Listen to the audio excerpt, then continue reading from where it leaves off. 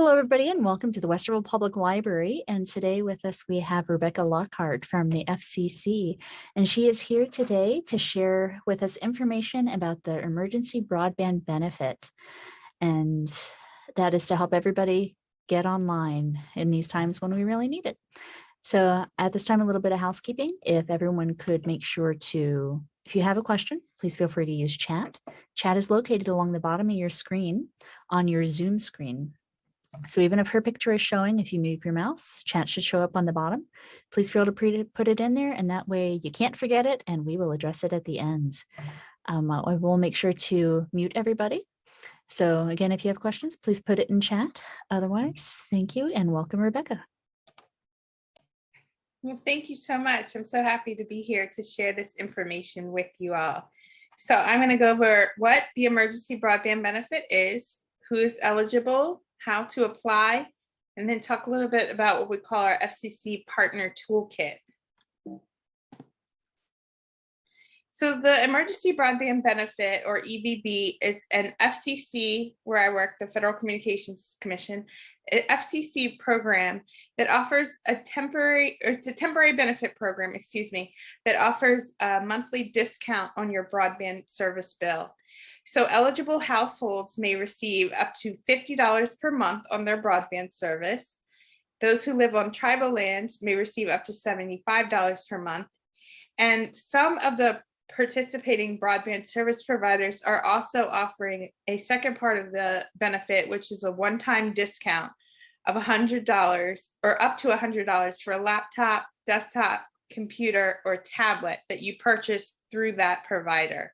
So it has to be a participating provider in the benefit program, and you must purchase it through that provider, not at a retailer or anything like that. And the benefit is a credit that you receive on your bill. It's not a monetary check or any kind of payment that you would receive yourself. So who qualifies for this benefit? A household is eligible if any member of this household meets one of the eligibility requirements. So a few of those listed out here are: you received a Pell Grant in the current award year. You have a student or a child in your house that is eligible or receives free and reduced lunch in the current school year. Someone in the household experienced a substantial loss of income, such as a job loss, furlough, after February 29, 2020, and you also meet a certain income level. Also, some broadband service providers already have low-income programs or have created COVID-19 low-income programs. So if you're already eligible for those programs, if they're being offered through your broadband provider, you will also be eligible for EBB. Also, if you qualify for a separate program, what's called Lifeline. Lifeline is a federal program that is a discount off your phone or internet monthly service as well. And if you qualify for that program, then you are also going to qualify for EBB. So we have a couple of the qualifying factors for Lifeline listed. You don't have to already be receiving any of these benefits, but we list them out here just because it's a good reference. If you're familiar with these or know that you're eligible for these, or someone in your household receives one of these benefits, then they will qualify for EBB. So a couple of them are SNAP, Medicaid, SSI, Veterans Pension, and so forth. So what is a household? So for the purpose of this benefit, a household is a group of people that live together and contribute to one economic unit.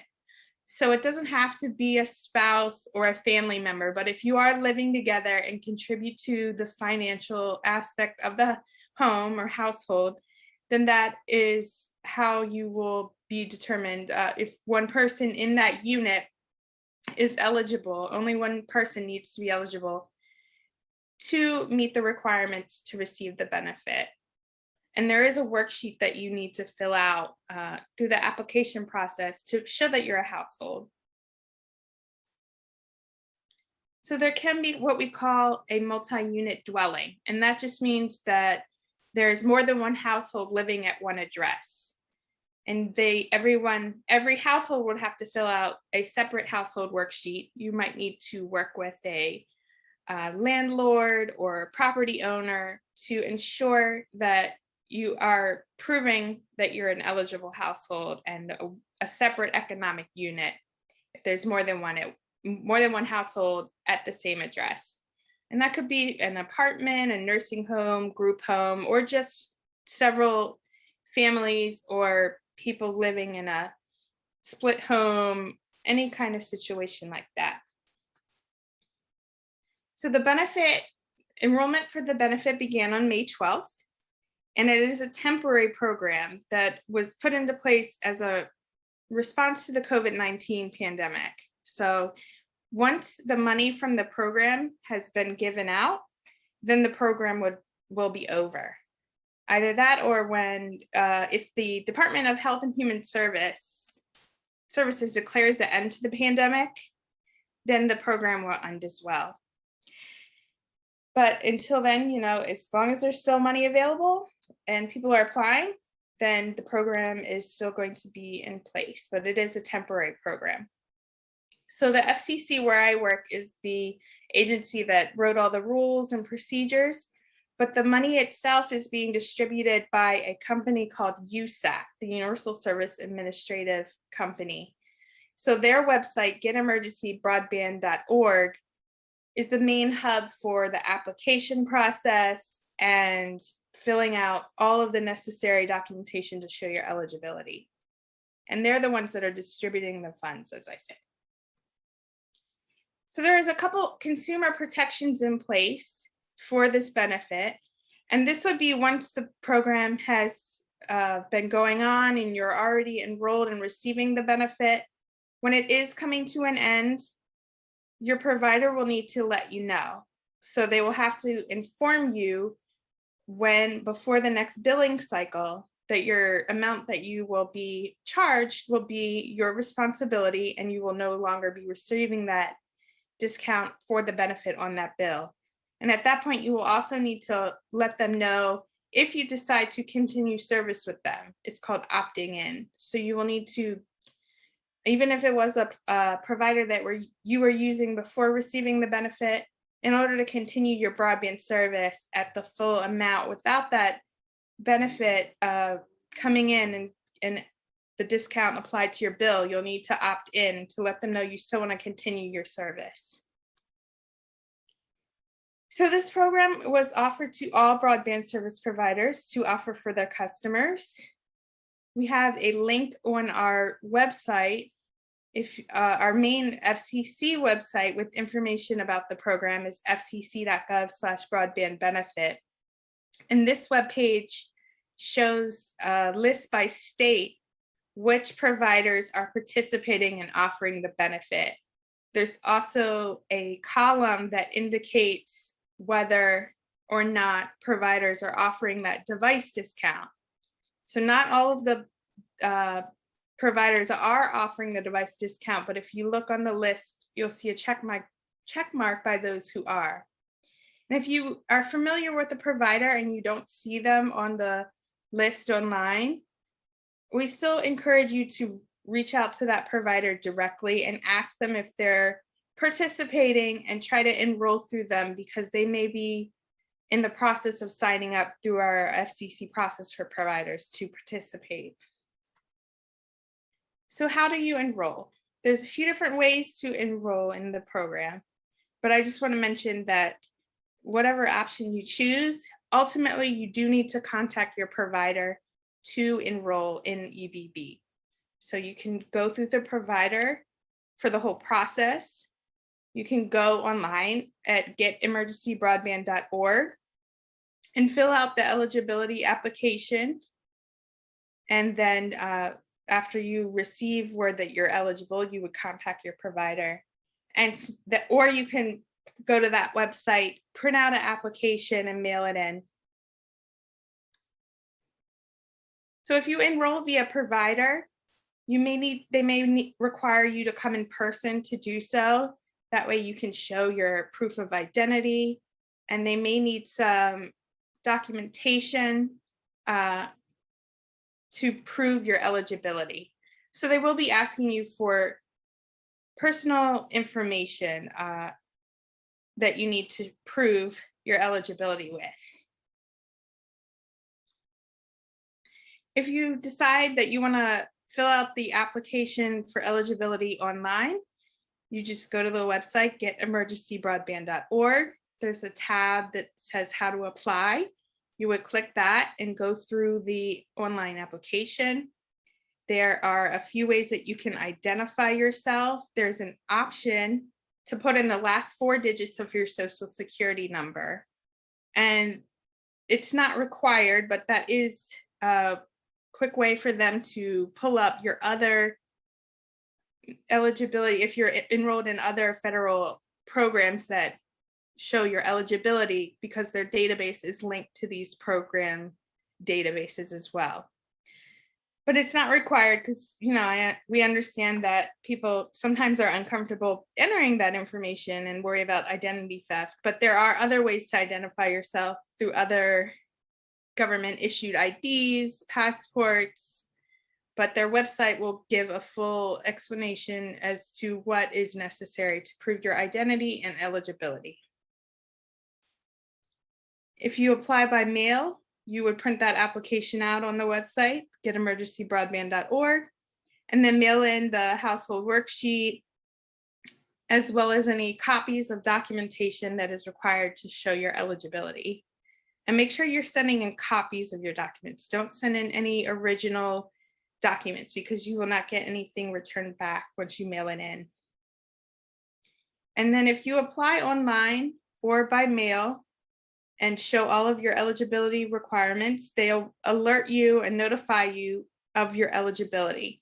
So then once you get that word that you are eligible, your next step is to contact your provider and enroll in EBB. So next, I'm going to talk about our outreach toolkit. And that is just a website that we have created with all of our FCC resources to help community members share this information with their community. There's social media messages, there's printable fact sheets, flyers, information cards, as well as online videos and audio PSAs. This slide here is just showing a few of the social media images. These are all free to use. You can just copy and paste them into your own social media outlets. There's also text you can copy and paste, as well as newsletter inserts. We try to make it as easy as possible for anyone who wants to share this information to just be able to grab it off our web page and share it. This just shows a sample of our flyers and posters. So these are things that you can download and print from our webpage and share with your community. Also, we have the ability to do small print orders for our partners. If you all are interested at the library to have some of these available for your patrons, just let me know how many you would like. And we're able to put that print request in through our print shop at the FCC and mail them out to you so you'll have physical copies to hand out to the community.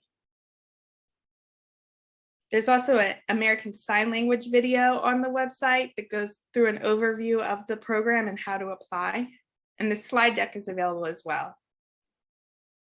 The toolkit itself is available in several different languages, but the USAC form to apply is only in English and Spanish. So if you speak another language or have a disability and need help applying, there is a USAC helpline that you can contact to get assistance filling out the application. So a couple of the most helpful websites, the FCC's consumer page with all of our information is FCC.gov/broadband benefit. And on that page, you'll find links to everything, including the list of providers by state, an FAQ, which is frequently asked questions about the program and all the little ins and outs that you may think of later that I might not have gone over. You can always email me directly if you think of something too, but the fact sheet is up there, as well as the toolkit. I didn't list the link here, but I will send all of these to my contacts here at Westerville Library. Jessica, thank you for setting this up so I can get you all these links so you all have easy access to them. And the USAC webpage again is getemergencybroadband.org, and their toll-free number for any kind of assistance or questions or issues you may have with the application is 833-511-0311. So I will stop there, and I know I see some questions in the chat. I'm happy to answer. I'm just going to read these out and go through them. I think we might have already had this answered. So someone asked, could you list some known participating internet providers, or does it vary by location? Yes, it varies by location. A lot of the big nationwide providers are participating, but really the best thing to do is go to that provider by list state, which is also here in the chat. Is there a comparable government assistance service in non-pandemic times? So the only real comparable service is at this time is the Lifeline program, which you can actually enroll in both of these programs and receive both of the benefits at the same time.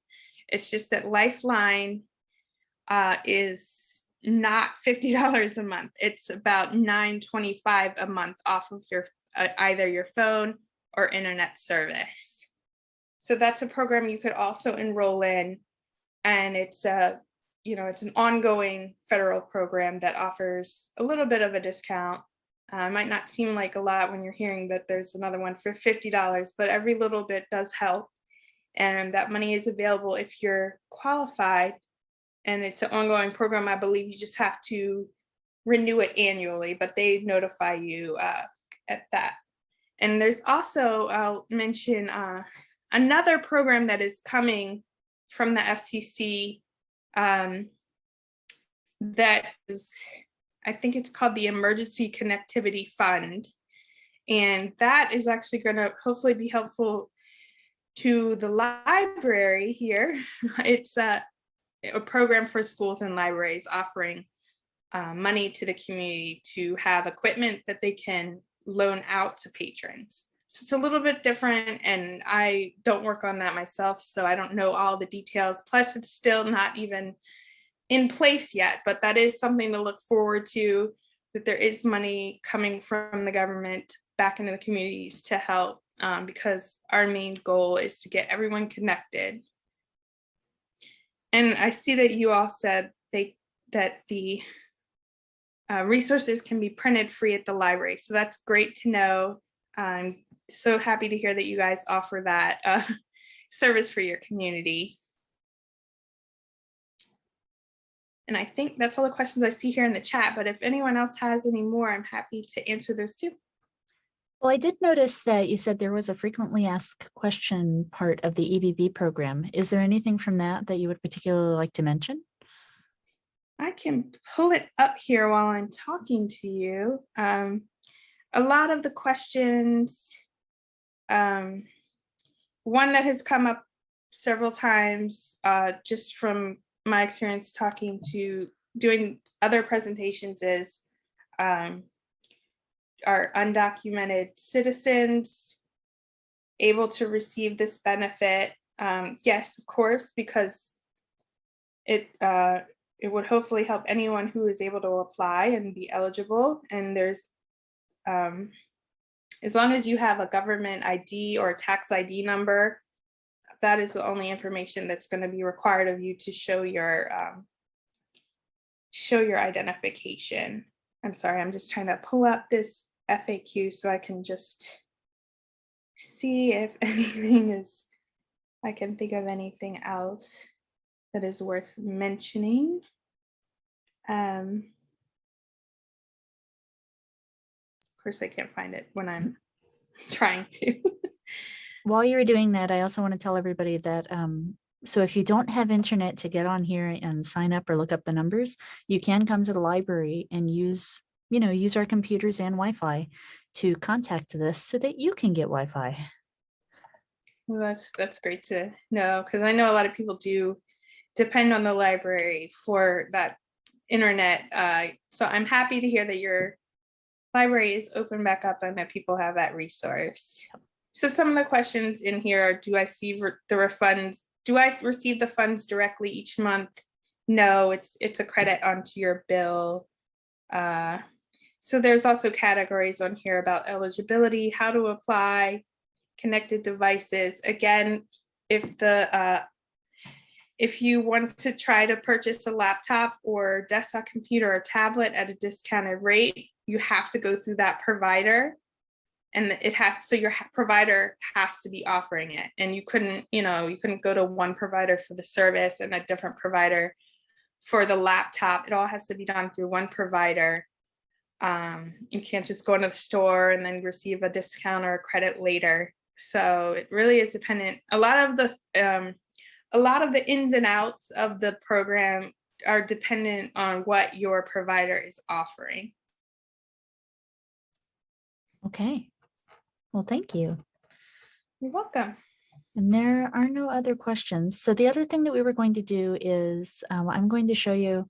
So if you see that there are a couple of different choices between devices that you might want, you do have access through the library for consumer reports. So that's kind of the big name and comparable, which one is better? Which one should I get? So what I am going to do real quick is share my screen and show you how you can access consumer reports so that when you are looking, let me find it. Do you see the Westerville Library page? Yep. Yes. Okay. So I am on the Westerville Library page, and all you do, and this works from your phone. So if you have a smartphone but not a computer, this will work too. So from our website, you type in consumer reports. And as a dropdown, we do still have the good old fashioned print magazines, but we also have the online subscription. Make sure to go through us or any other library, because that way it's free. If you just go straight to consumer reports, it will ask you for money. So go to the library. It will also at this point, once you click go to website, ask you for your library card. Once you're in here, so say a provider is offering you a choice between two different devices, and you can simply put in, or if you are going to buy one knowing that you're going to get internet, you can simply type in, if you want a laptop or a desktop. You can be very general. And you notice that it has a list, just a flat out list of recommended laptops, where according to Consumer Reports, these are, as soon as it loads, these are the recommended ones. You can even do comparisons. That's what these buttons are. And it'll show you general prices. Now, if you see this price and then you go to Best Buy and they're asking for $600, those are different. This is just the price that you see here on Consumer Reports is just telling you, this is the general price for this item. So you can see that they vary quite a bit. You can learn more about an individual one by clicking on it, and it'll give you ratings and comparisons and descriptions. So here's, rating scorecard. If you were looking at something specific, so say the provider is offering you a choice between, a Lenovo, which is a type of laptop, and a Samsung, you can go to Consumer Reports and type it in directly. So here's Lenovo. And depending on the type, here it's showing you a bunch of models. Here's buying guides, news and articles. But whichever one you're looking at, they'll say like laptops for $600 or less. It can get very, kind of nitty gritty. So that got a 94. I do like Lenovo's. And then you can access the ratings and then learn more about it. So again, if you have something in front of you, doing a little bit of research, you can come here and get some of the scores, as well as, see, these are the ones people like. People like the visuals. You can even print this list and take it to the store with you. So if you don't remember the names or all these little long letters and numbers, feel free to print it. We will print it for you, and away you go. So again, consumer reports, you can use that to access and learn about anything that you might buy that you would need for technology.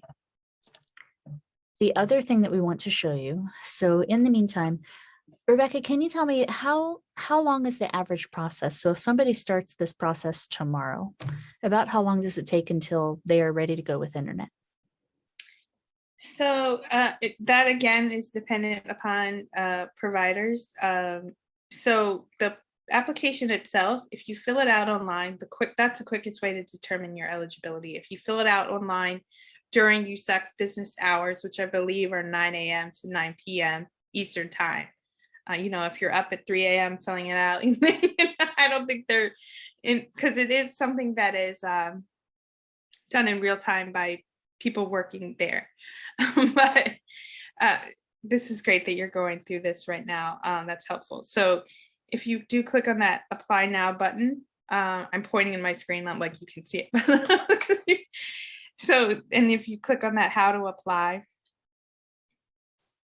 once you go through this and you're eligible, you might receive notification immediately. As long as you fill up and include all of the necessary documentation, you might receive your eligibility immediately, which is great. But then you need to contact your provider and get enrolled.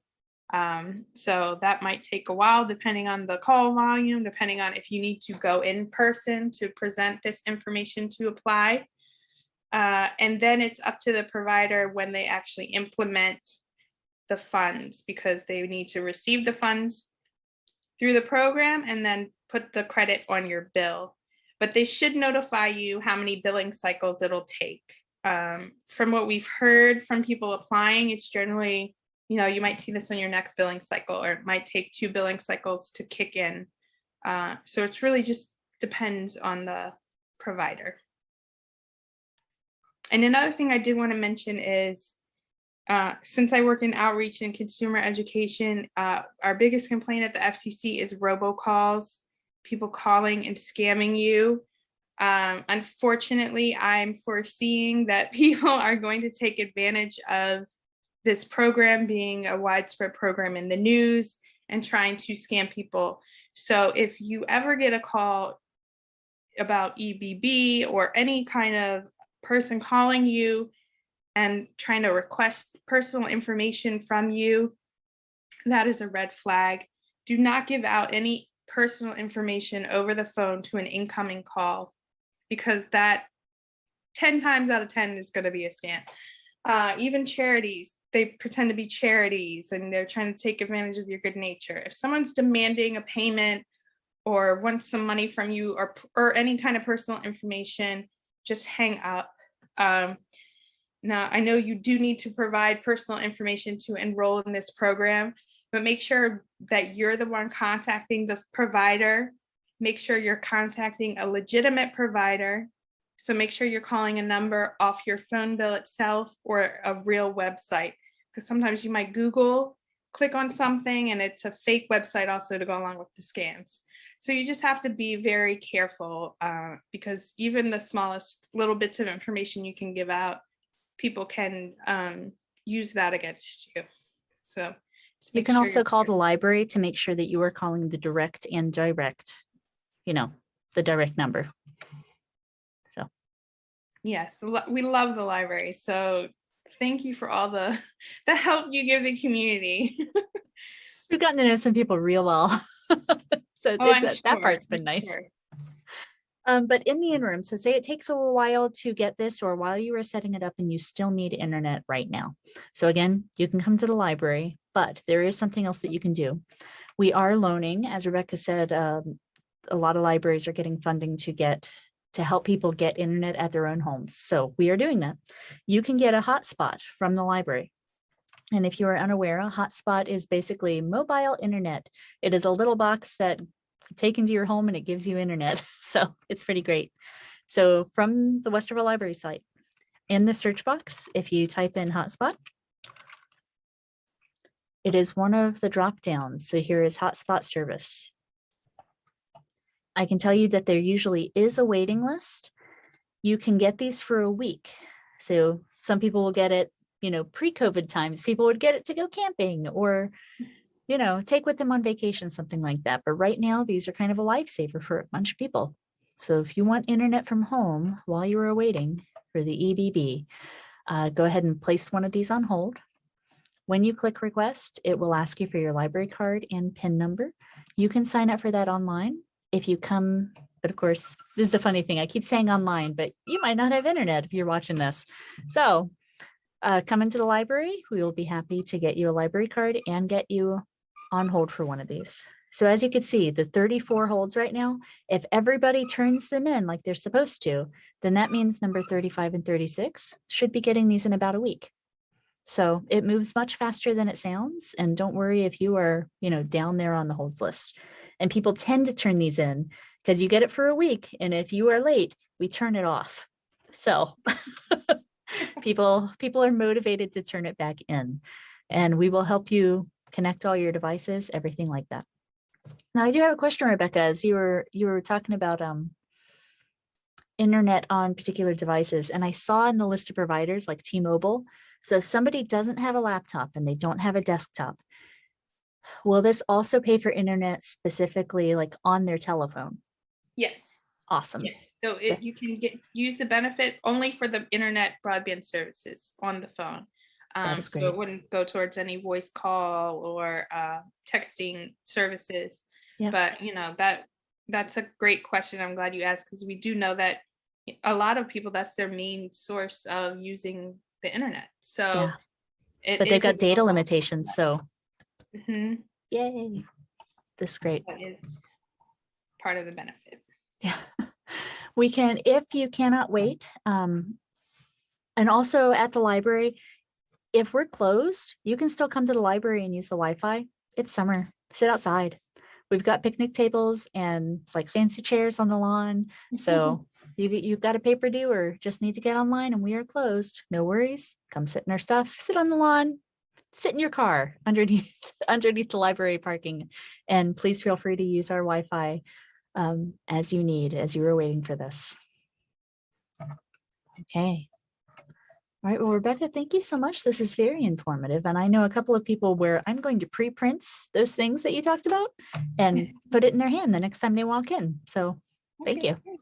Well, thank you so much for having me. Yeah. All right.